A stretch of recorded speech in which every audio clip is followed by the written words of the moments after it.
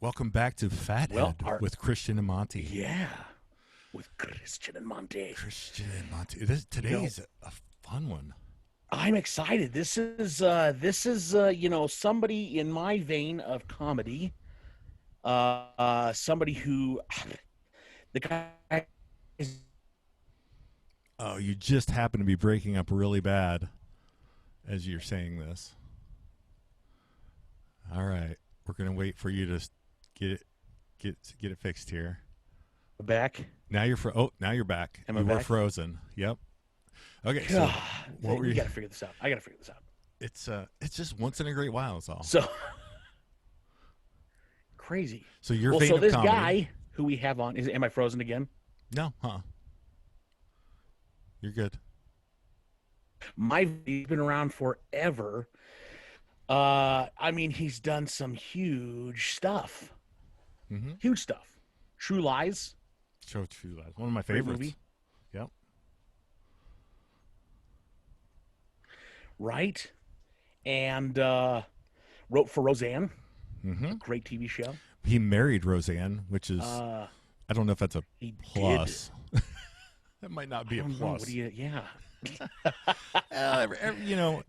Even the worst things have positives that come out of it. I guess you learn. Yeah. If anyone's like me, I try to learn even from the terrible. Yes. Yep. So I'm sure he did. The one thing Yeah. I'm looking forward to talking to Tom. I've been talking to him since 2016 about political stuff. But Yeah. we chat on Instagram, and I watch his Instagram feed, and now I'm watching his new podcast on YouTube and listening to it on Apple Two in the Podcasts. Bush. It's called Two in the Bush. And it's interesting. Him and his assistant Sasha, they have an interesting relationship that seems to have no barriers. There seems to be nothing that they can't or aren't willing to talk about, and it's kind of almost like a pay-per-view podcast. I mean, that's like a UFC podcast or something like that. It's interesting. That's hilarious. So That's hilarious. Yeah. But he just his kids. I mean, I wouldn't call him spoiled by any means, but it's obvious to me that he's a dad. He's a little bit older than me, but he's got young kids, and I think in those cases you are you have a tendency to. I mean, you know things that you didn't know when you were younger. So he treats those kids just amazingly well and teaches them in a patient way. Doesn't lose his temper. Okay. Things that yeah. I wish I would have known now what I knew then. Does that make sense? I wish I could go back in time, knowing what I know totally now, does. and raise my kids a little differently. Handle situations differently. And he's doing that. I think every parent feels that. Yeah. Well, I imagine he's been through so much and is like, that's not how I want to treat my kids, Yeah. I mean, these are the how he was treated, kind of deep stuff. Yeah. His mom actually abandoned his family when he was young. So, yeah, he had kind of a rough upbringing, and he lived in Eldon, Iowa, right by Ottumwa. Yeah. Very rural area. It was the kind of place where if you don't have a car, you're walking 5-6 miles a day easily. So, oh my gosh, jeez. Yeah, and I think Dang. I've heard stories of him talking about that, about how even in my area, which is very similar to Eldon, I had a car when I was 14, and oh wow. And you get a school permit. So it was 40 miles to school or 20 miles to school. So I drove 40 miles a day just on a school permit back and forth to school. No kidding. Yep. 14 years old. 40 miles? Yep.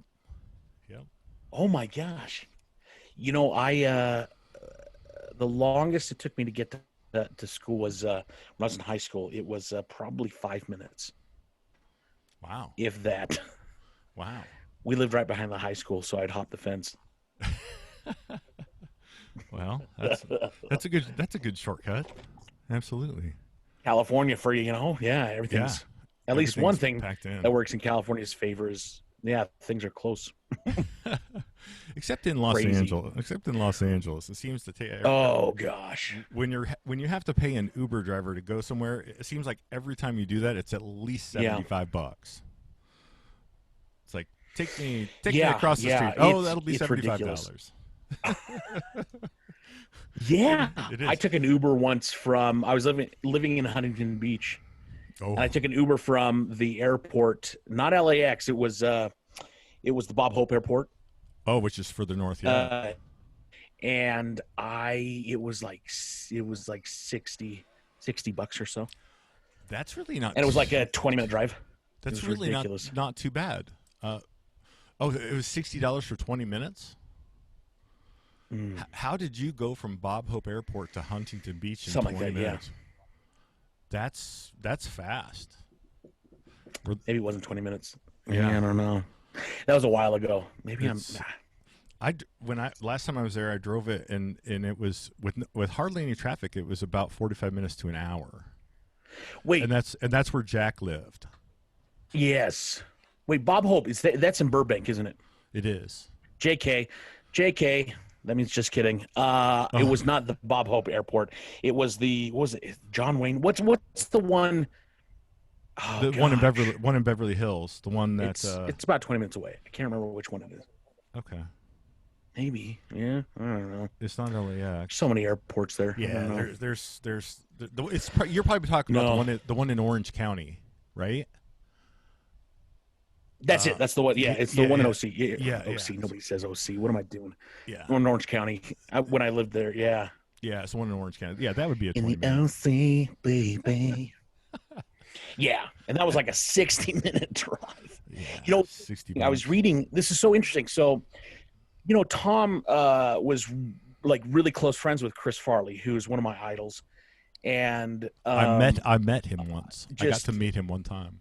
you met Chris Farley? I did. Yep, in Chicago in 19 Oh man. Oh, it was early 90s. It was early 90s. Just happened to be at the No same joke. yeah, just happened to be at the same restaurant or Yeah. club. Yep. I hardly knew who he was at the time. I think he was on SNL at the time maybe or something. Yeah, he was probably just on. He was only on for 4 years, and yeah. Yep. Oh man. Just I Talk about. But didn't have time to talk to him or anything. Just hey, how you doing? That was it. yeah. Oh, that's freaking awesome. Yeah. I've always wanted to do a Chris Farley movie and focus on the good stuff about Chris Farley. The fact that he was a religious guy, the fact that he would do Saturday Night Live at night, and then during the day, in the morning, the next morning, he'd be out feeding the homeless with the nuns. He was such that a good type of guy. stuff. Yeah. Such He a really- good guy. He he had his had- vices, but he was such a good guy. He had a good heart and Yes. everybody has vices and he just or demons as he called them and he just Yeah, couldn't they just ruled his life. I mean, it's just sad that they did. that happens. Yeah. Have you seen the documentary? But- the Chris Farley documentary that they just came out a I couple am years Chris. ago. That's actually where I met Tom there. So Tom was hosting that. Oh, And so I went. My old managers, Tim and Mike Duffy, who own Ugly Brother Studios, an Emmy Award-winning studio. They're amazing. I love Tim and Mike. And yeah, so they invited me to this. And I actually invited Jack there because I had another guest that I could bring. So I brought Jack Vale with me. And a funny story. We actually, it was Tim that took us out to dinner, and it was all like, schmoozhy bougie, LA expensive, like Sure. little things, like Like- amuse bouches. yeah, not real is that a food. word? Yeah, I think yeah, it is. Yep. Not real food. Not I real loved food. it. Because I used to want to be a chef, Sure. and It tastes good. was You so just want funny. you just want 10 more. you just want 10 more. And Yeah. and Jack kept saying he'd try a little bit and you go, okay, all right, I'm done. Jack is a meat and potatoes kind of a guy, Yeah. which I am too. I love meat and Yep. potatoes. Me too. Yeah. But I also, I love that stuff. But anyway, so it was so funny because Jack barely ate anything. So we went to the show and I bawled my eyes out watching it because I am such a huge Chris Farley fan. Yep. Tom was hosting it. So afterwards I went up and introduced myself to Tom. I guarantee he does not remember that. And then Chris's brother, introduced myself to him, who's a spitting image of him, of Chris. And then right after that, everyone was, schmoozing and stuff. And I'm not a schmoozer type. I don't like schmoozing. And Jack and I were looking, and there was I think it was a Winchell's donut across the street. And we're like, dude, let's just leave and go get some donuts. So we left the party and went to Winchell's Donuts. And because Jack was starving. Yeah, that sounds like something I would do. I'm not much of a schmoozer. Me neither, man. Yeah, that's yeah. It depends on the setting, but if it's a crowded room or something like that, and a bunch of people I don't know, the last time I was in Hollywood, we did that, but then they invited us to their Malibu beach house, and then once I was there with like 10 people, looking at the ocean, we're taking pictures. Yes. Then it was comfortable and totally. I was chill at that point, but totally. Yeah. I get all sweaty. I get all sweaty in crowds of people. Yeah, sweaty balls. Sweaty balls and anxious. Just yes. Yeah. Oh, I do too. I don't know what it is, but yeah, I don't know. Some kind of a social disorder or something. Right. Some people get sweaty palms. Yes, and then when you shake hands, you have to make sure to dry off your hands before every so often. So then if you're wearing a dry clean, I mean, every time I go to something like that, I'm wearing a dry clean only suit or whatever. I have to literally have it cleaned every single time I go to an event like that. Because I wipe my hands on my pants, and so they look bad by the end of the night, and it's like crazy. Oh man, I don't really get sweaty palms, but I just get nervous though, just like, and here I was at this after party for this party for after the movie, after the doc about Chris Farley, and I've got, oh my gosh, I'm seeing people who I like absolutely like idolize in the industry, like Jordan Peele's there, and I'm like, oh my gosh, freaking Jordan Peele, and and his wife, who's hilarious, and just there's so many comedic geniuses in that room, and I was like, who the freak am I? Let's go to Winchell's. Yeah, but you can take advantage of situations like that, and make really good connections. Hey, guess who we've got coming into the room right now? Who's this? I think it says his name is Tom Arnold. Is that he's coming into the room? Mr. Tom Arnold? It is. I'm getting giddy. It says he's connecting audio. What's happening here? Oh, we can hear you, Tom. I'm getting What's giddy. happening here? We can hear you. Now we can see him. There he is. Oh Lord, what's happening? Oh dear. I look. Two goofballs. Too much light. Hold on, boy, girls. Who do we have here? Okay, and he wore his Iowa shirt. Look at the size of these people. Are you in Iowa now? Are you guys in Iowa now? Where are you? I'm in Iowa. Yep. I'm in Montana. Okay, well, there you go. There we are. I've got a lot of Iowa shirts, Monty. I know it. Got Mitt. That's one thing about you. You brag about your Iowa roots, as do I. I moved away from Iowa and then came back, and I was ragged. I just have a lot of IOU shirts because I'm so in debt. Yeah, oh, good to see you. Tom, it's a pleasure to have you on. Thank you very much. Thank you. It's a pleasure to be here. I made it happen. Sasha just looked at the door and asked me if I got paid more. Excellent. A little challenged here. Although I have a lot of recordings of people, but I'm technically challenged. And but it's an honor to be here talking to you guys. And what a big, so much going on in the world. And so great. It's a great time to talk. Yeah, so much going on in the world. Oh, yeah. We started chatting in 2016. Do you remember that? We were talking about politics.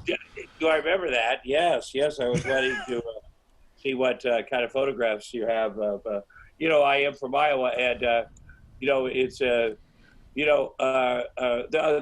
everything goes back to Iowa. The center of the universe is Iowa, and it really was in this time. I know Donald Trump for 35 years, and it was fun, and Donald Trump was all fun and games, and he used to come on my sports show. We hung out together and a little bit, and Roseanne and I did a HBO special way back when at Trump Castle, I believe it was, probably 31 years ago or so. And so I done business with him and had a little idea what that was like. But it was, he was Donald Trump and everything. And I've been to the Playboy Mansion with him. I used to like to say, and I originally would say, and I wasn't the creepy guy, but then I thought about it. I thought I went to the Playboy Mansion with a guy to meet his girlfriend, knowing his wife was there. So I was a creepy guy. I just wasn't the most creepy. And, and when you go back and your memory, you do so many things in your life, and so I kind of went back and I'd see pictures of us together, and I realized we went to the Elton John's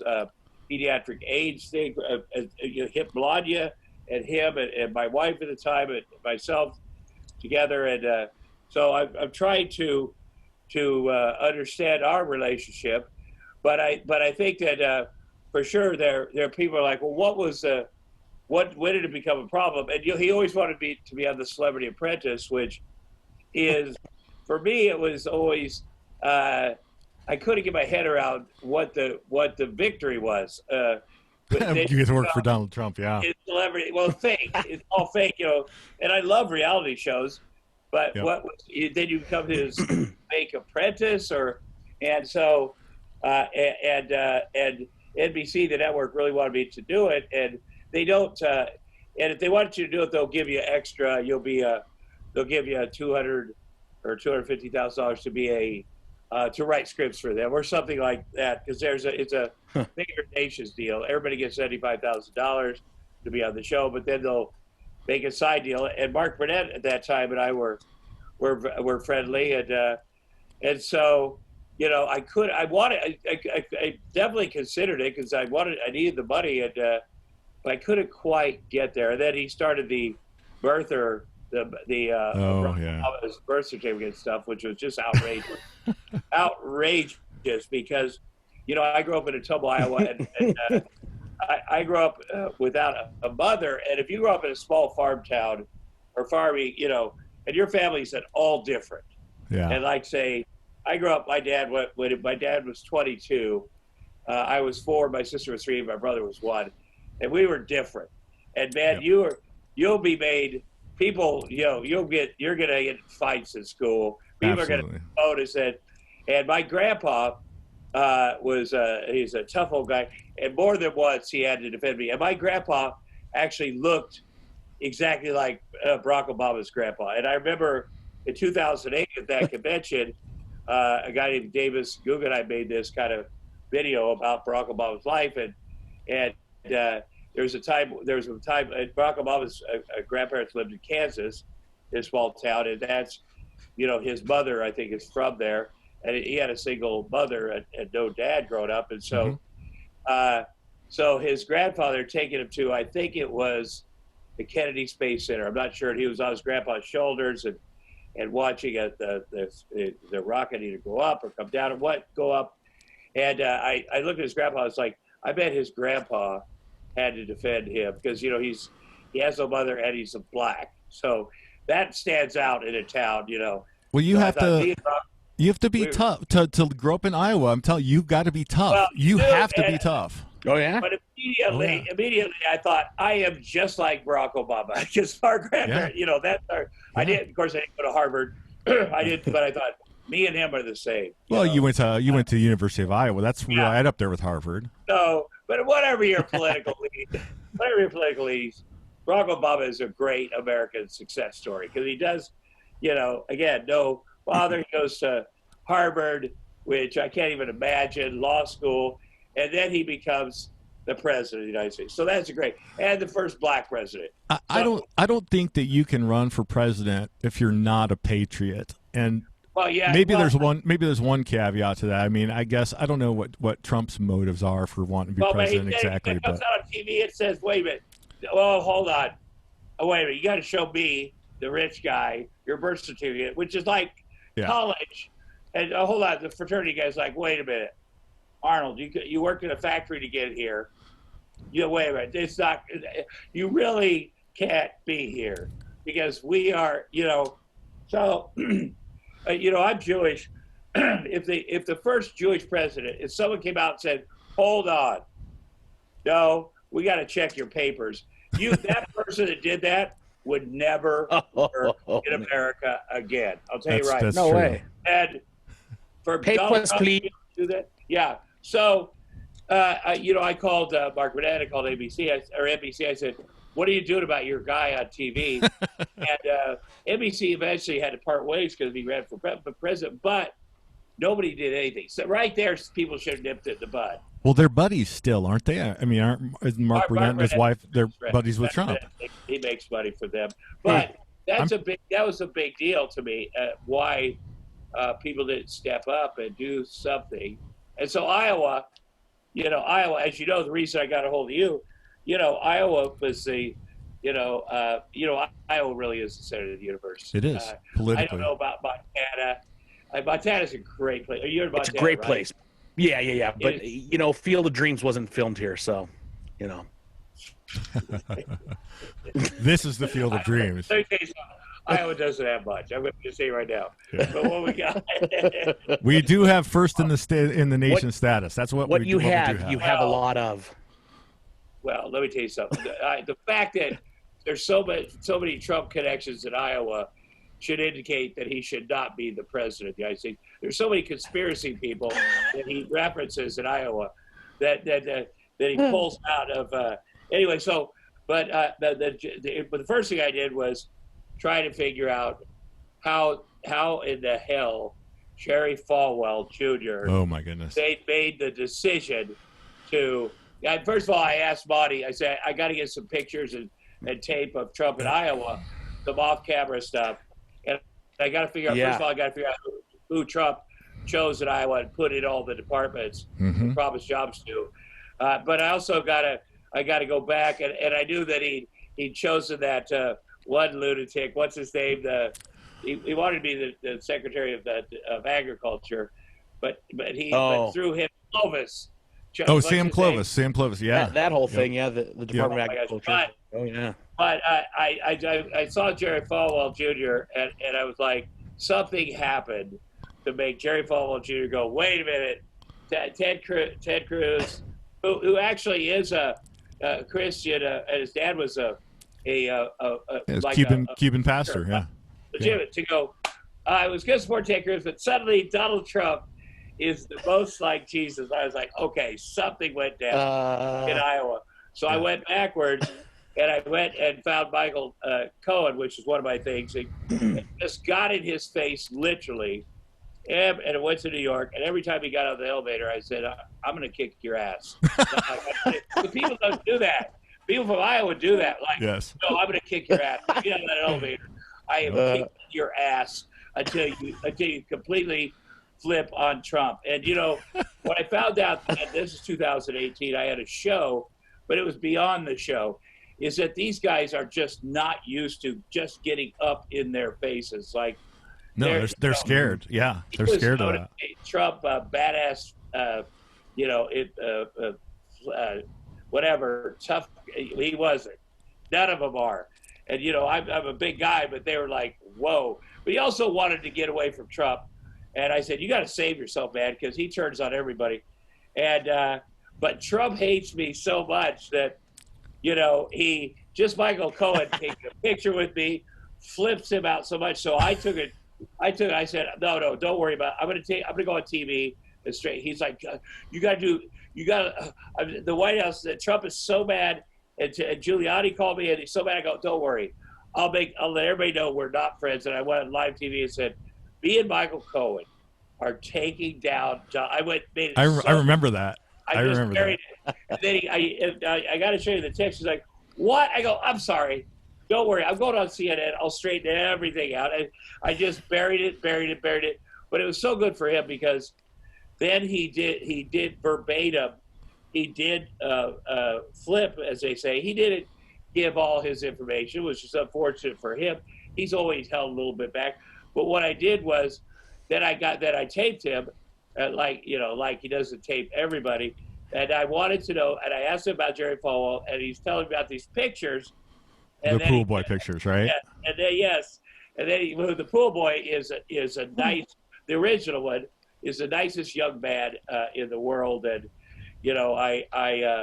there's a but. What's let me just say. So then Michael Cohen says on tape, "Oh, no, that's not why they supported Trump. They did because I asked them to do a favor." And he goes, "Those pictures, I really liked the Falwells and Becky." Yeah, I was embarrassed for her. She's a grandma. She had a pretty good body, and I still have one of the pictures. And then I was like, flew down to New York to see. I wanted all the stuff before he went to prison, and they have pictures of everybody that they've helped out of a situation, just like Vladimir Putin would say. Sure. One of his guys, "Hey, don't worry, I've taken care of that awful thing. I still have the footage, but don't worry. You don't have to worry because I got your back." And it's that way of extorting, and so because also Michael Cohen doesn't want people to go, you blackmailed someone, so he's got to. But by yesterday, the Reuters guy put out a thing exactly connecting the two, and it is in Michael's book. He's a little wishy-washy. He's like, well, it could have been that. It could have been because I got Justin Bieber tickets. But what is that?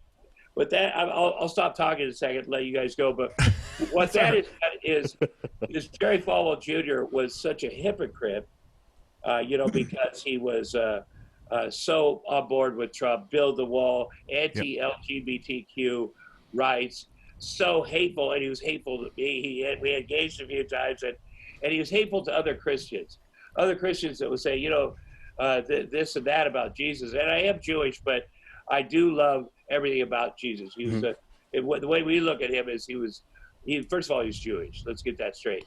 Second of all, if you act like as he did, he's a hero. He's like Martin Luther King to us. He is a Martin Luther King. He's that figure. Like if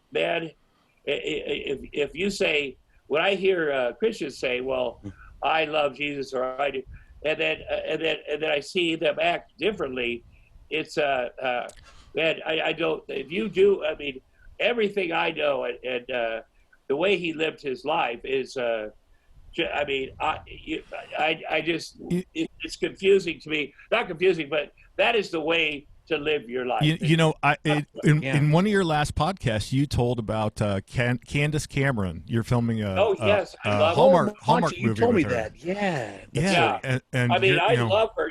I'll tell you what. When people, she walks the walk, and we were making a film, a holiday film. I make a lot of those. Christmas is the best holiday. I mean, Hanukkah is great, and there's 8 days, and we celebrate that. But we also celebrate Santa Claus, really, But when I talk to my kids about all of this, my kids are 7 and 4, and they ask me questions.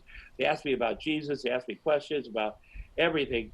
But there's not a lot of fun Hanukkah songs. Number one, there's not a lot of. There's no jingle. Hey, come on, dreidel. I was going to say dreidel. And we put up all the lights. We put up 8 trees, and we do, Wow. and we talk about giving, and we talk about Santa Claus. Santa Claus is great. It's great. And now that there's Amazon, you can explain how everything you get everywhere. Yeah, in the world. And Jeff Jeff Bezos is Santa Claus. Candace Cameron, when we were working together a few years ago, she played my daughter in this movie, and we were in Vermont filming, and one weekend, it was too far to get back home, and I had a hot tub in my 150-year-old house I was at, and we got in there, which is, I'm sure, is disgusting for her to see, and I made this a little bit, and she's very adorable, and she started a little bit proselyte. She was kind of giving me the good word, and I don't know if she was trying to save this devil here, but by the way, Jews don't believe in devil. We don't believe in devil, or hell, but she was giving it to me good, and I love her so much because she is the person that spends her weekends. So that was her only weekend, I think, back in place, because she would drive to West Virginia and speak to women's groups, and she would just do. Now, part of what she told them, well, here's what I gleaned off of it: honor your husbands. And so I was like, this is the best woman. This is the best. Now that's the bit I gleaned off of it. If only we could get a recording of that. But no, she was. But it's not like Handmaid's Tale. But it is. She's a really, really good person, and great. Like I'm all in on everything she has to do and say. She's genuinely, whatever she does and said, she is walking the good walk, and I support everything she does. And that's fantastic. People like her, whatever. If everybody would do that, we'd be a much better world. Jew, Muslim, whatever you are, would do with her example. That's because religion is so whatever. We'll take the people that just want to just fight. People that want to get upset. There's a lot of stupid people. There's a lot of people that don't know what they're talking about. What you got to do is you got to study some history. You got to say, well, yeah. Then you could go, now I kind of get. You can't. A lot of people in this world, this country, go, yeah, we're all for religious freedom, except for that one guy, or yeah, they've always got one, except you can't except do for them anything because that one guy, always ends up being you, and that's the thing is that or the guy with a bomb strapped to his chest. Well, maybe that's why this racism thing. They want to. It's just you just can't. We've got to do something. What do you think about Black Lives Matter and how they're doing it? I like Black Lives Matter a lot. The real, and I'm not going to let it be thrown in with the people that riot and loot, because Black lives do matter. And with this country, when a black father have to tell their teenage sons and daughters, okay, when you go out tonight in the car, just be careful. Because no matter who they are, they're going to be senators, congressmen, whatever. There is a difference, and it is scarier, and it's not okay. And the justice system does execute black men. They don't have the same representation. They don't have the same. The justice system is not equal. And it needs a rehaul. I can tell you, as a Getty photographer, I've been assigned to go cover the Black Lives Matter protests, and the kids that are rioting and looting are not with that movement. They come separate just to use that movement as cover, and I can show you the footage over and over. But I also it's sad that they get clumped together. The media does.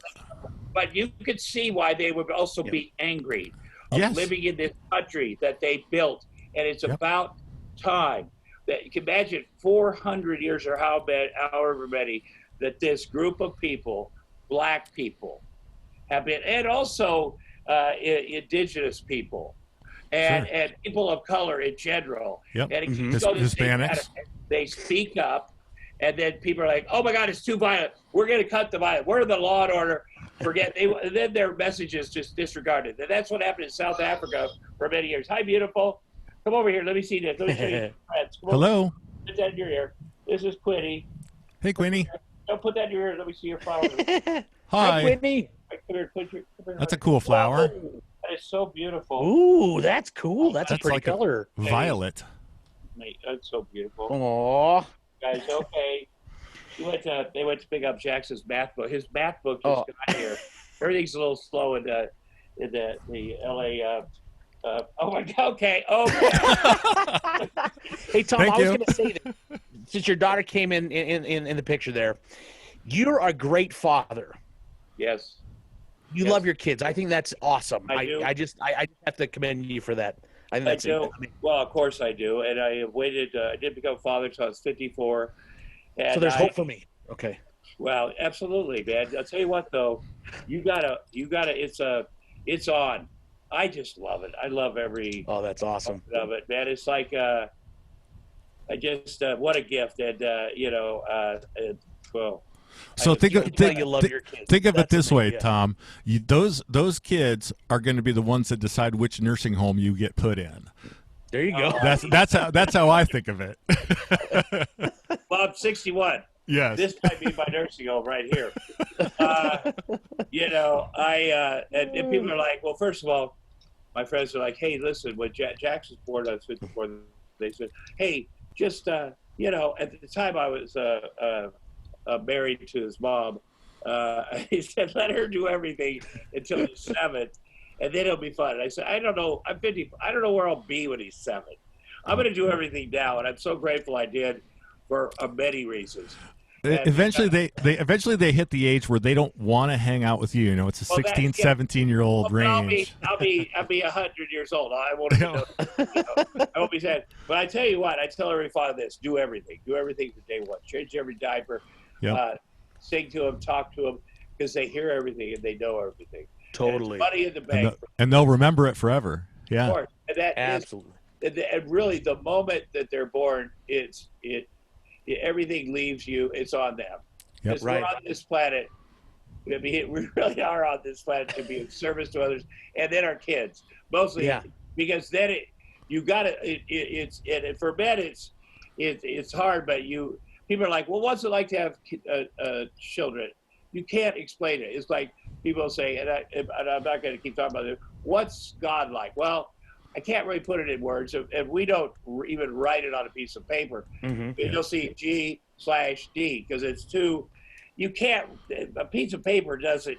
It's not appropriate to put that on a piece of paper. I don't think we can even fathom it, really. Right. What God What is, is it like? And it's just exactly the same because it is the same thing.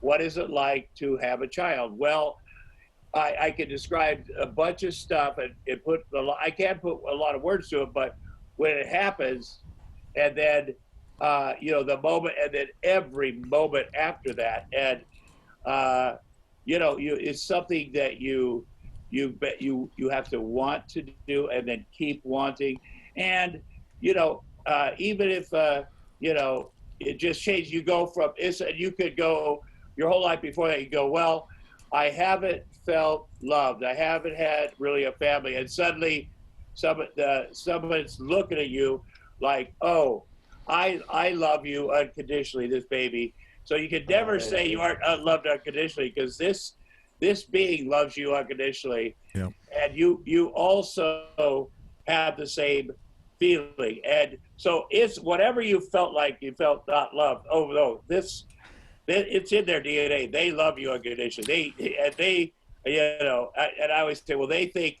that what you do is cool to a certain point. But it's on. Like they are loving, needing, but loving, and so you can't go, oh, woe is me. I've never had the real family I wanted. I grew up in a tough, and then all of a sudden it's like everything. You can't possibly imagine something to complain about. Because then this feeling comes over you like, okay, and then you do have to deal with the ghosts of your past so you can be the best parent you can be. You deal with that, you put those away, but you deal with it, which is great. and then you go, because otherwise you can't be the best parent you can be. And, I've buried many ghosts in Iowa, but you also, here's another thing you do. A lot of people trying to dig those up. My dad, we're like, but to my dad, you're boring. You just work and you come home and you don't play as much with us. But oftentimes I think of my friggin' 22-year-old dad with those kids, like, what the, and how hard he worked. And then he actually did play with us now, because I keep thinking of the things he did. He'd get on the floor and how much he did and how hard it is to have kids by yourself. And then when I was a teenager and started getting arrested in fights with the police in our town, he had to start bailing me out of jail. And I'd always say, even the sheriff or something like, your dad, I go, he doesn't give a shit. He doesn't care. And then the second you have a child, you're like, my first child was my son. I was like, then you get it. He cares. Yes. He cares about everything. Yep. Every moment. Everything. No, he cared when I was putting myself in danger. He cares. And he always cared. It doesn't seem like that at the time, but looking back on it as a dad, of course, I look at my children. I look at my children as an extension of my own life. They're going to carry on everything I taught them, including my genes, and it's a chance for me to live beyond my lifetime. I look at it that way. Yeah. So you better wash your jeans. Yes. Yeah. Well, here's the deal. Here's what I look at. They come to us fully formed. They are who they are. I'm here to listen and help and figure out and help them become who they are. I'm here to protect them. I'm here to give them the best advice I have. But I have to listen and just see who they want to be, but I think they're so unique. And I'm not here to, What do they want to be? They see Dad, the actor. Does that make them want to start acting and stuff like that? Does that or conversation come up? No way, I don't want to be an actor. Exactly. I know they do. I listen and watch. I think they want to be. I can't. They do like certain things. They like to make TikTok videos. They like. I see the way they watch. My daughter. Girls are smarter than boys. Like in the school, and they're different. They're different kinds of smart, and I can tell by the stuff I can tell by their art. We do a lot of creative stuff here, and the way they build stuff, the way they, it's very simple. Like we started putting puzzles together early on, and now the way, you can just tell the way they create stuff. My son's a little.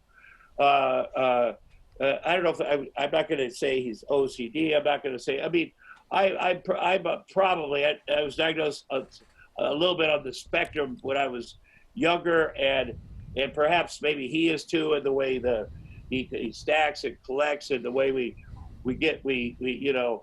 all have things like that. Yeah, but I think it's a good thing that the way we put stuff together, and I think what I always say to him is we have to complete every project, and we need to, especially with the three of us, the three of us work together.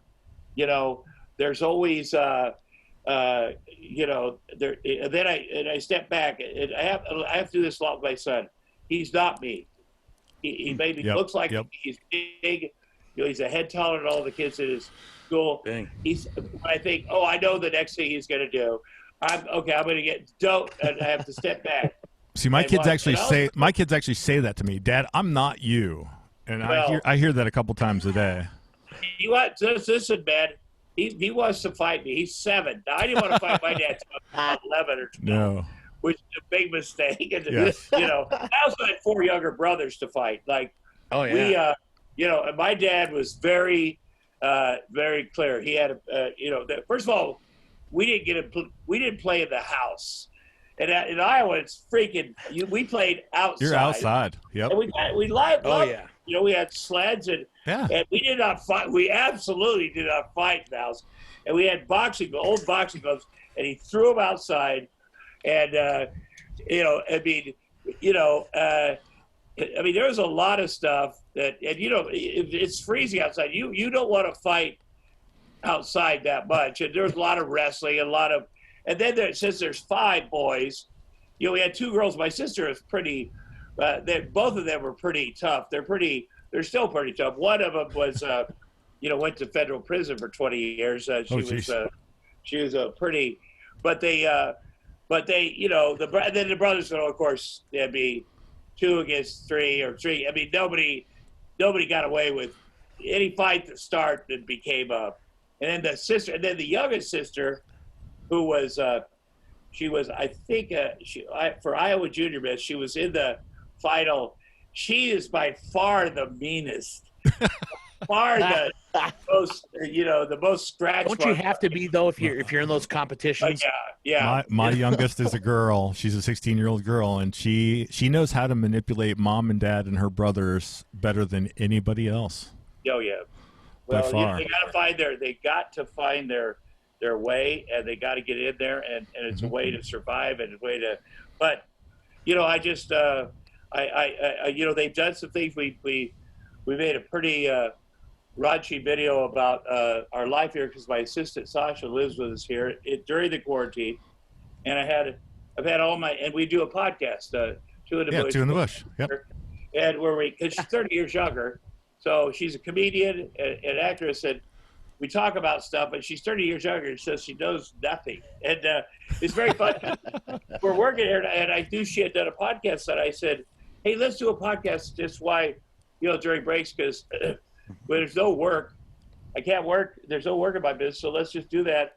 And we started doing it. She's funny, but I started telling my stories, or saying, well, who's your hero? And she was like, well, John Mayer. And I go, what the fudge are you talking? John Mayer? John Mayer. And I just wanted to, Well, he's a mayor though, right? I know, but I want to talk about sports or great, whatever. Oh, Michael Jordan. I mean, come on. Yeah, and I talked about it. So my friends and I had one of my rabbis call me up and said, he's seen that we're doing this, seen us on social media, and he's like, hey, I want to check in on you and the kids, and a lot of people I hadn't heard from in a while. Yeah, we're doing great. And yeah, hey, what is that, your assistants living there? Oh, yeah. Hey, are you guys, I go, what? So, why would you? And I go, no, hey, that's my assistant. So he goes, well, I didn't think so. She's like 30 years younger than you. I go, wait a minute. I swear I had she has better taste than that, I hope, right? My friends asked me that question. And then I go, well, no, we could be. What are you saying? No, I didn't think so. She's very young. So then we made a video about that, how my phone friends are asking inappropriate questions and then insulting me. Yeah. There's a whole thing in page 6 about when my divorce was filed for the 15th time.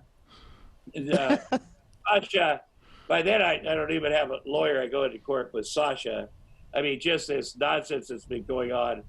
There's a video we put up of my ex-wife here to pick up the kids, and she tries to lure me out at the house, and one of the neighbors came in. It's a great video, and we used the It's Always Sunny in Philadelphia graphics and music, because she just done so many crazy things here. And the neighbor tutors down and come, and we have because I have 21 cameras in and outside the house, come down, and he warned us there's somebody in the bushes over here, and she's pulled up, and we're inside getting ready, and just like 30 seconds before, what she was trying to do is lure me out of the house.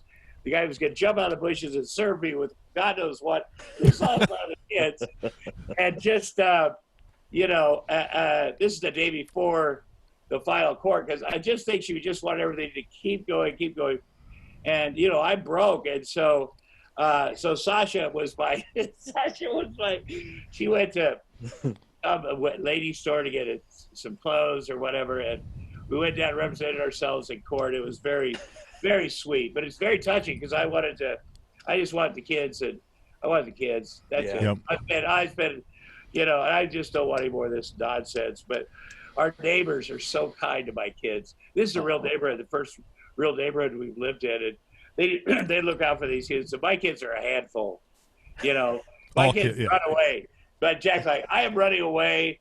And he goes, and when we were kids in Iowa, you could run away. My dad, Oh yeah, yeah. go. Don't forget to pack your boots. Yeah, but where we lived before, we had big walls and gates. You couldn't see our neighbors, and so if they ran away, I'd have to follow them because I wouldn't know.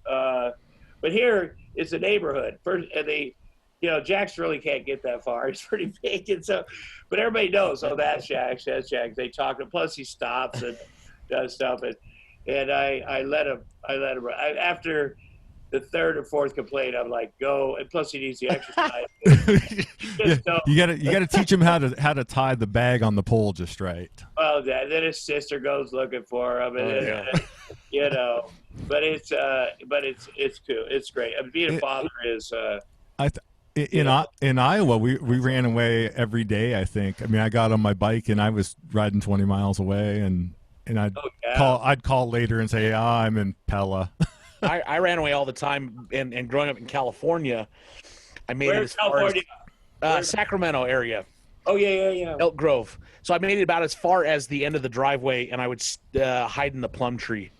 Oh yeah, about as far as I got. Yeah. Yeah, I spent a lot of time in Sacramento when Arnold was governor, and yes, I was just going through some of the stuff from that period of time, and it was very fun because, when your buddy becomes the governor, I mean, it was very exciting and very fun, and we had I don't know if it was a Hyatt, whatever hotel, he had a whole floor, he had all his gym equipment set up there, and to go up there for just big things and big events, and I was proud of him, and we had they were going to pass this thing called Prop 8. Yeah. Constitutional amendment banning gay marriage, and he was against that, and so he was in touch with me, and I was kind of down here in charge of dealing with the big gay men's groups and the big lesbians groups, telling them just be calm. He's going to come through for it. And people didn't trust him because he was a Republican. And I said, be calm, trust him. And then I got my ordained, I became an ordained minister. And there was a window when they, and I married a bunch of my gay men friends and and they're still married. I'm not. They've been divorced twice. They're still married. But he really clearly, and he changed. He originally said no, and then changed because a lot of people changed. Barack Obama was a lot of people. That people went, wait, what is this? How are we? And they were going to put a constitutional amendment. That shouldn't even be a governmental issue. Live and let live is my opinion. Absolutely not. So, my brother got married, a whole bunch of, but I was, it was very fun to be, and to see him do this thing. And he was, he's very proud of it. He's very good at it. And, so it was very, and it's also like, he termed out, didn't he? He couldn't run again. If I remember. Yeah. But, he did, he really genuinely gave up. He signed off he made no deals or he did it the right way. He's worried about everything ethically. And so, I was a handful. If all Republicans were like him, I think we'd be better off. Well, yeah, we would. The Republican Party is garbage. It's the Trump party. But let me finish Jerry Falwell. So, Jerry Falwell, as you know, if you just read the papers, first of all, I got Michael Cohen on tape that, and so then I got the one pool boy, and he's really a hero, is Giancarlo Grande, who eventually came forward this week, and of course Falwell's like, no, he was blackmailing us. Mm-hmm. He had an affair with Becky, brief, and I was so upset that I have depression. And then he came forward and said, well, it was a long thing, and here's the video. And Jerry's in it in the background, always participating. And what it is these these guys preyed on people, including students in the school, and now they've all come forward. Oh, geez. And it's been going on so long, it is like a Jeffrey Epstein thing. They preyed on the students, and then then these kids have been feeling this psychological damage, and Becky Falwell will get fake password identities, and that's how they found these students. And the pictures that Jerry's talking about, I just took pictures of my wife's naked or boobs or whatever. That's what they use to show the students, and there are 100 of them, and I mean 100, and maybe 200. So it's just happening. They're just coming forward.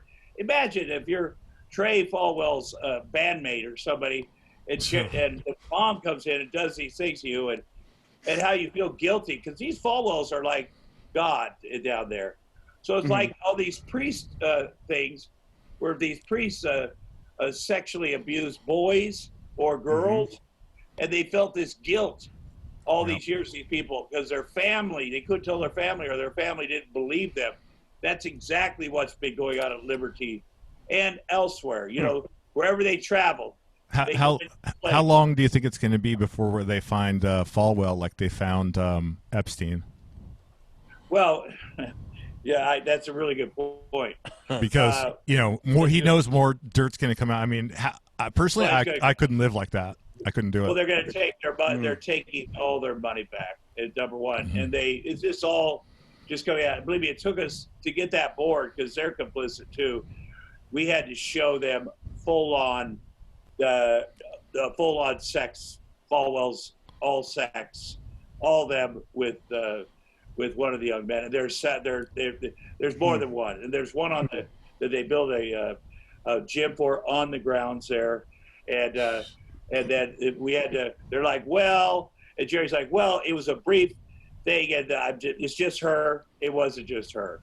So we eventually, and they're like, well, it was, and we just had to show every board member, and even for me to have to go through watching this and that and going, I haven't, and I'm pretty familiar with pornography, but this is a different thing. And Jerry Falwell, let me be clear, he was involved in it, all of it, and the psychological threatening, and he actually extorted this Mr. Granda. Let me be clear, he said he threatened to send a porn video of him and his wife, Becky and Giancarlo, to his girlfriend. I will show your girlfriend, because he eventually got a girlfriend, which is really cool, that you having sex with my wife. That's disgusting. And they said, oh, yeah, he's blackmailing us. That is not true. They said, would you like to go? You need a business adventure, because before you can help other people, this Giancarlo said, I really want to help other people. You got to be rich. And here's what we're going to do. We're going to set you up in this business adventure. And one of the things that was important to me is I made sure that the New York Times had a picture of Jerry Falwell at Liberty University, where this kid did not go to school, shaking hands with Trump. Because Michael Cohen talks about the minute that Jerry wanted to introduce him to Trump, and Trump was like, oh, hell no. He goes, well, if you ever want him to support you, you've got to shake his hand. And he's like, oh, I don't let him touch me. You have to shake his hand. And there's a great picture in the New York Times. If you Google Tom Arnold, Michael Cohen, the pool boy, just Google that. And the picture is, and Jerry's got his head down because he's like embarrassed of Giancarlo Granda shaking Donald Trump's hand. It's a big picture. And, and with everything that's going on today, it's because Trump was like, oh God. But then, Michael Cohen did go down and do this stuff, and then he did go to him and say, Jerry, I've helped you out of a mess or two. I need you to support. I need a favor returned to me. I need you to support Donald Trump. And Donald Trump was not going to be supported by evangelicals. And in his book, he has the thing where in 2012 he had a meeting with 50 evangelicals, including Paula White and all those, Daryl Scott, who Daryl Scott became the head of the Trump Intercity Black Coalition, but they came to Trump Tower and they They all put hands on Donald Yeah, Trump. yep, Like, yep. God They damn it. laid hands on him. Yep. Yeah, but they said this wasn't the time. But and Donald Trump said, "I know it's not." Like he disagreed, and they came back in 2016, and after they Well, left, Trump's well, like, he was. Yeah, he was in Iowa in 2014 already. And yeah. No, he was. And speaking of that, one of our previous guests was Tana Gertz. I know. I want to be on with her. Yeah. Well, okay. So that's what I'm going to propose to you. She is willing to come Yes. on here with you and talk about the issues. Now, last time you asked her to talk. There's no issues. Well, but last time the campaign told her she couldn't do it. This time she doesn't. She's not working for the campaign, so she is willing to come on and talk to you if you want to do that. I'll come on for talk to her. Just maybe I'll get in the campaign. Yeah. What a crazy show, huh? This is, that might be wild. He's listen. I will. He's he lies every time he opens his mouth. I'll happy to go on there. I mean, seeing Bob Woodward today. He has I saw that. All this stuff. I mean, it's if you're a Republican and you're supporting him, you're. I mean, he's supporting QAnon. He'll say anything to get reelected. People are. But we're gonna have more tape. You're gonna hear more stuff. We have. I work with the Biden guys. But I'm also an activist and also whatever it takes to get him out of there. To do the right thing. It would be interesting to play some of those things for Tana live on our show and see what her reaction is and let her react. Well, Tom, yeah. Oh, I was gonna say, will you still like me if I'm Joe Jorgensen, if I go for Joe Jorgensen, and not Biden? Who's that? Libertarian. She's a libertarian candidate. I vote for Biden, man. A vote for him is a vote for Trump. We got to vote for Biden. We need all the votes. Now, normally, any other time, this is that one time where this guy is anti-American. He's he is doing damage to all of our institutions. What happens if he gets reelected? I want you to think of everything. Did he really insult the troops? Did he really say the things they did in Atlanta? Always done that. Let me tell you something. I've visited the troops in Afghanistan, Iraq, Okinawa, all over the world. The first time he went and he's always disgusted by people that have wounds. I've known it 35 years. He has never, even for the show, and people suggested on the show, his apprentice, they go do a show for there. And he's like, no way. He's always said they were stupid if you can't get out. He said if his son signed up, he would disown him. Wow. You heard him in Iowa say that about John McCain, and he meant it. Yep. That should have been the second deal breaker. After I was there when I heard him say it. Continued to be hateful about John McCain, who lived in a 3.5 foot cage for 5 years. He was an American hero. Yes. Of course he is. Right there. Everybody should went, okay, let's stop everything. And so, Well, they buried that. They buried that footage. He has diarrhea of the mouth. He has, whatever his thing is, he does. Oh, my gosh. Talking. No, he does not. And it's embarrassing. Covering for him. They cover for him. His kids, I've seen him be so cruel to Don Jr. When my friends have taken care of Don Jr. and Eric when he's kicked them out, we took them to Maui, me and my friends. I've helped them have helped Don Jr. with his substance abuse problems in the 90s. And so I know this family very well. I've seen him make Don Jr. cry because of his tie. So I don't have to, and so he's cruel. And he's cruel to everybody, and he lies to everybody. And if you lie for him, that's on you. And he's put idiots in charge of every cabinet position. Anybody who's still working there is a moron and a liar.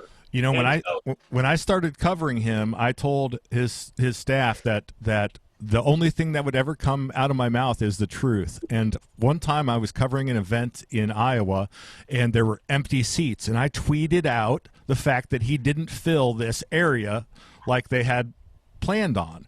And so Fox News, CNN, they all retweeted my tweet. I was kicked out of all Donald Trump's events for the rest of the campaign. I mean, because of that one tweet. You told me about that, Monty. Yeah. Or for 2 months after that, yeah. Well, you should. That's good. That's a.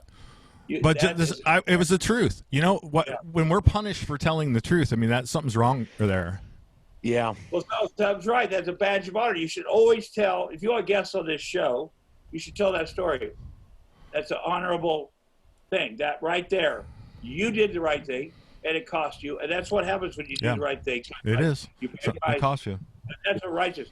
I also got. There's a bunch of Iowans that he put into departments like the Department of the Interior. I got a list of every Iowa. Jamie Johnson was Department of Interior. Yeah, I know all these people very well because I've rode with them to the events a lot of times. Well, we're gonna get those people out of there.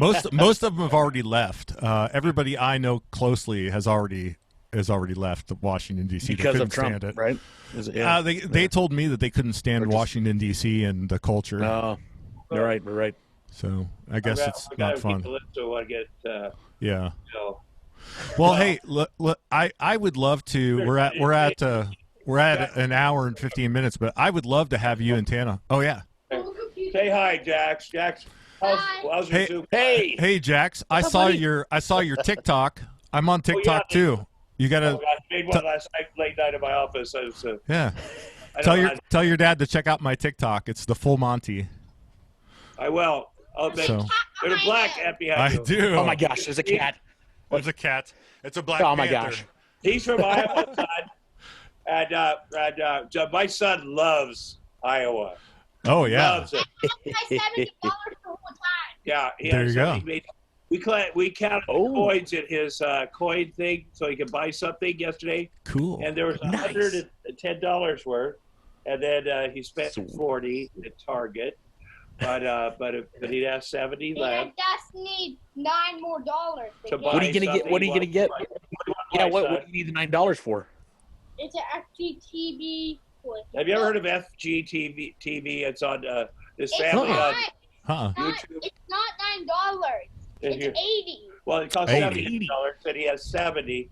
But it's this family called FGS for Family Gaming TEEB, but they're very successful, very nice family, and they play very cool. Like this, but larger, smaller, and medium. Ooh, yeah, they make a lot of money. I'll tell you what. That's awesome. Anyway, thank you, buddy. You're having. I have 8. You're this. Nice to meet you, Jax. This is kind of.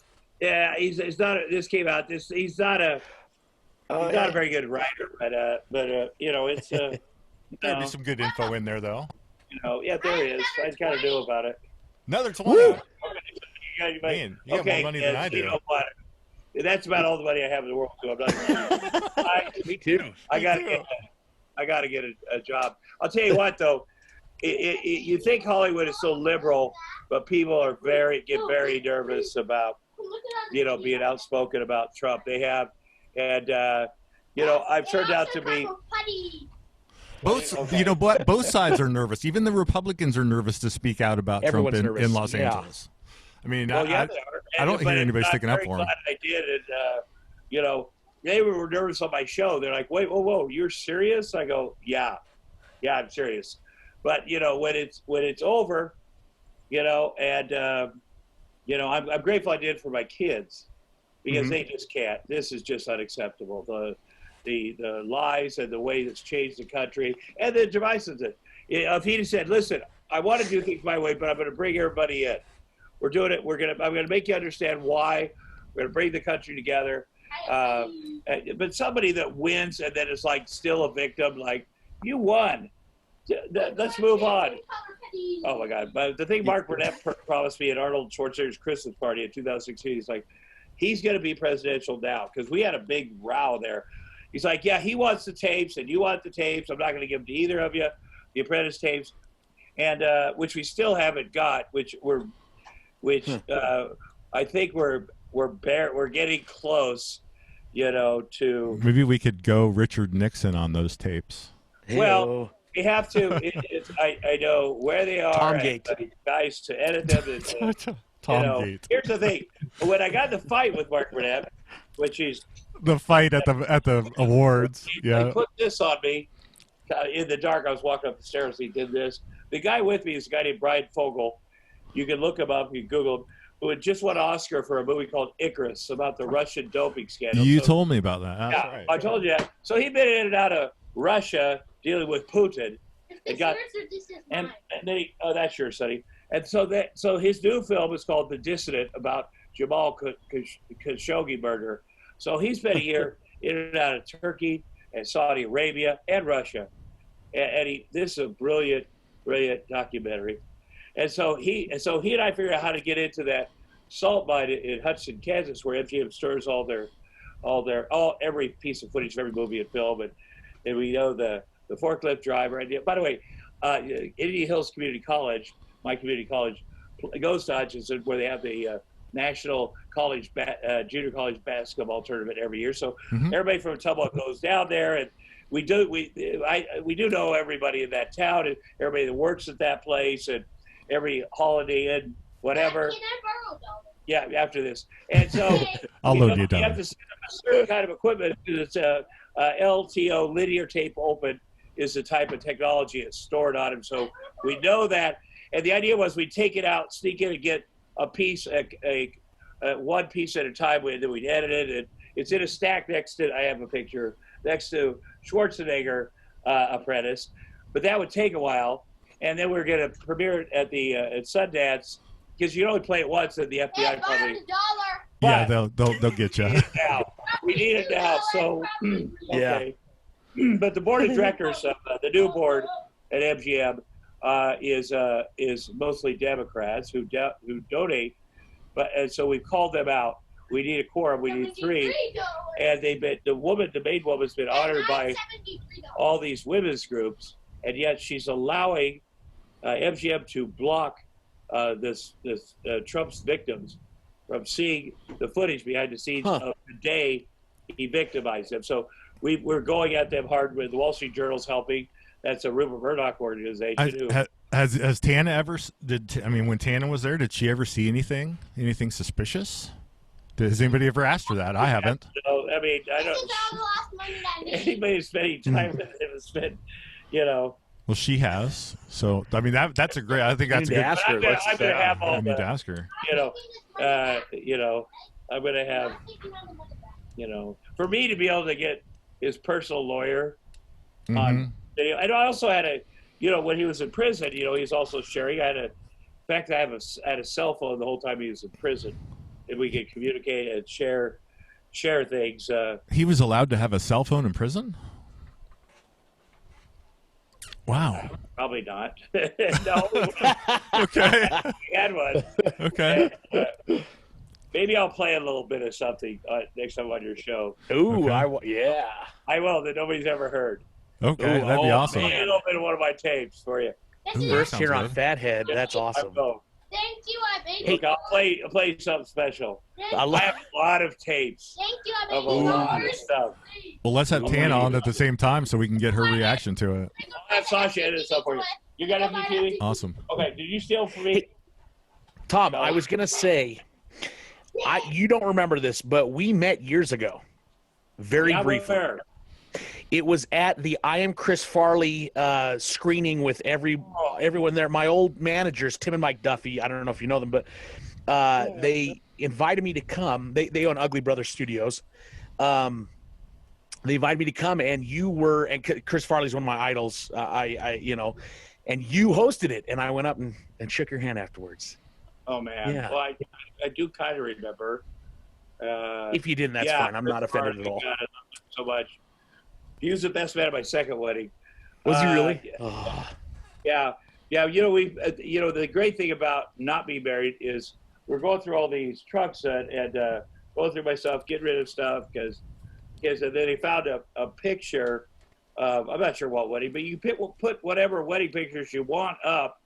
Yeah. And my daughter's like, "Oh my God, were you married to the Queen?" I was like, because they think I was King Bacchus, and I go, "Well, this was one, yeah, this one, because the way some weddings were shot, it looks like."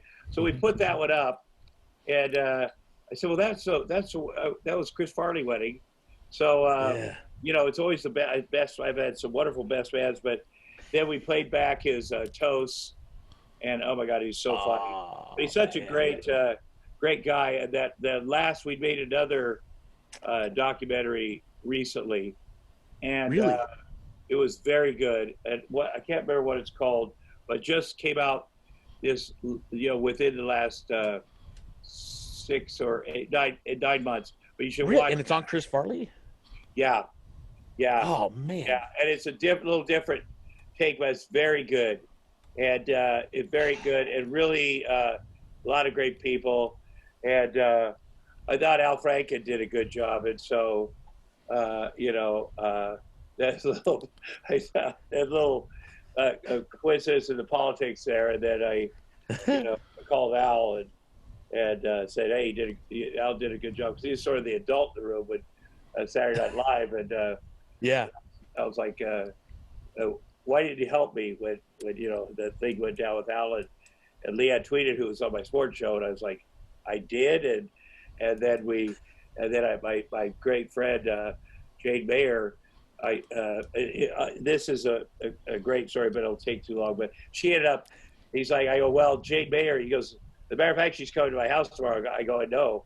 And then she wrote this great, truthful, because the truth on stories like the Leanne tweeted accusing Al Franken, she lied, Leanne tweeted, and she was put up to it, but she was also a victim in it, but she definitely lied. And then Al Franken resigning, and the story, there's a lot of, the truth is a little messy sometimes, but she absolutely lied about Al Franken. And, we just had a Zoom reunion of 100 people from the Best in Sports Show. And she was on there, and man, nice. I can just tell she's just feeling bad. And the other women for the Best in Sports Show are tough. And I love them so much. They were so tough about her because she'd also had an affair with the boss. I didn't know about that. Oh. But the other women told me, as soon as this Al Franken stuff started, I was like, "Yeah, Leanne's not responding to me." They're like, "Tom," and they called me and go, "Come meet with us." Yeah, she had an affair with the boss, and that's why she got the promotion instead of us. I go, "Whoa." Hello. Yeah. They're like, "You need to mention that." The women, they just cut through it. We had the best. I'm like, "Oh my God." I thought I knew everything there because I thought I was the boss. So, hold on. And that's why then I texted her, "I know about blank," and then she immediately responded to me. But Sonny, I'm doing a live thing. Anyway. He's our guest. Hey, Christian, idea. Can we do those 3 questions we did with Tana? Can you do those with Tom? Oh, do man. You remember what they are? I remember some of them. Go. All right, Tom. So, you remember the late James Lipton. Oh, yeah. Wonderful. The great James Lipton. Did you really? Oh, man. I always watch the Actor Studio. And, he'd always do the rapid-fire questions. So I'm just going to think of some. There's one that I remember from the last time, but I'm going to rapid-fire some questions to you, and there's no explanation needed, just your answer. Okay. So what is your favorite color? Green. Nice. Same as mine. Your favorite place that you've ever vacationed? Oh, Maui. Ooh, never been. Apple or Android? Apple. Good answer. Good choice. And then the last one, I'm going to ask you this. If you have 15 minutes to yourself, do you reach for your phone, a book, or a magazine? And if you do, what do you do and which ones are they, if it's a magazine or whatever? I reach for my iPad. Can that count as a phone? Yep. Yes, that totally. I reach for my iPad because you could have all of those things. Mm-hmm. And what would you read? What would you read on? Would you read a magazine or a book or Twitter? I would read I would read the news. Okay. Nice. Good. Tom, will you shoot the camera? Or Oh, Twitter. yeah. Twitter. Yeah. I'll bet you Shoot the camera. Oh, Twitter. Yeah. On Twitter, you can get the news and magazine and sports. And, Yeah. Sure. Yeah, you can Tom, will get you it shoot all. the camera? Will you shoot the camera with that? Yeah. Yeah. You have to get a still shot of that. All right. Tom, Well, you're hey. awesome. Yes. guys so Thank you much. Thank We'll let you you so go have a Nerf war. Yeah. And even if Canada doesn't come on, would you ever want to come on again? What's Of course you that? would. Yeah, I'll come on for. I don't know if I want to argue with. Well, come on, we'll see. Yes, I'll come on. All right. I'll definitely come on. Get him, Jax. Okay. Okay, I'll cut it. All right. We'll see you. We'll see you guys. Thanks for being our guest. Thank you. Thank you very much, guys. All right. Go We'll see you. Hawks. Bye, Jax. Bye, Tom. Bye. Yeah, thank you. Thank you.